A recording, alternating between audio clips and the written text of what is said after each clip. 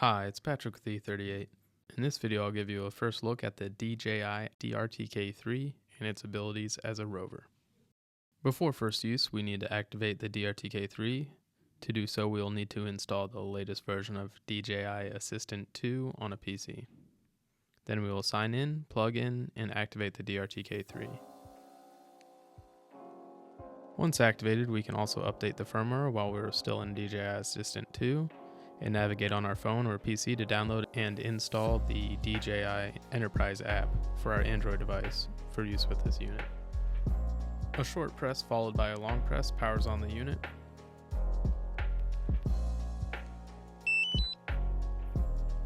Triple pressing the button on the D-RTK 3 will change the operating mode between base, rover, and relay modes, indicated by the color of the M LED.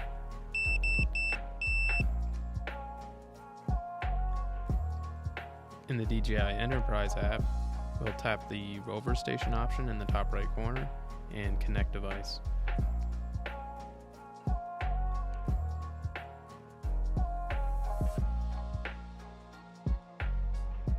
Once connected, tapping the device will allow us to input our Entrip credentials.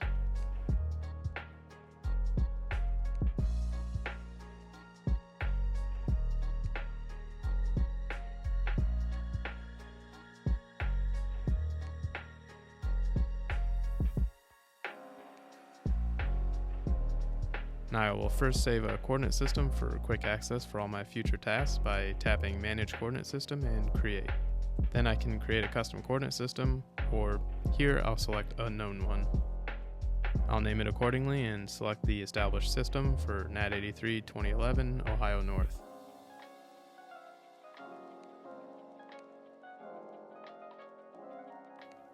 With that saved, when I create a task, I can select that for my coordinate system.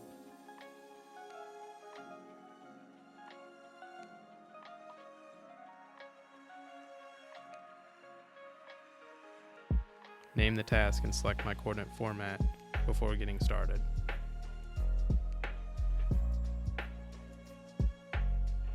Now that I'm in my task, I'll level my rod on my first GCP, adjust my point settings to make sure my pole height is correct,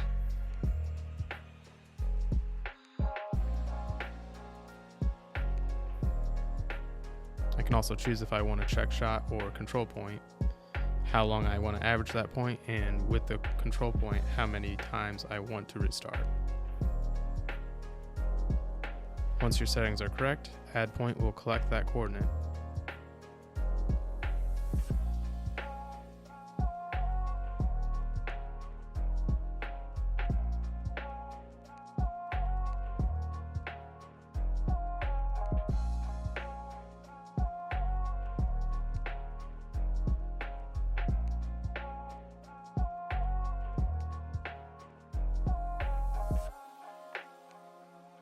When you're done collecting, tapping complete in the top right corner will back you out to the previous menu where we can export our tasks. To do so, tap the three dots, View Task Report, then Export. We'll export a JSON and CSV file for use in DJI Terra. This has been Patrick with E38 Survey Solutions. Thanks for watching.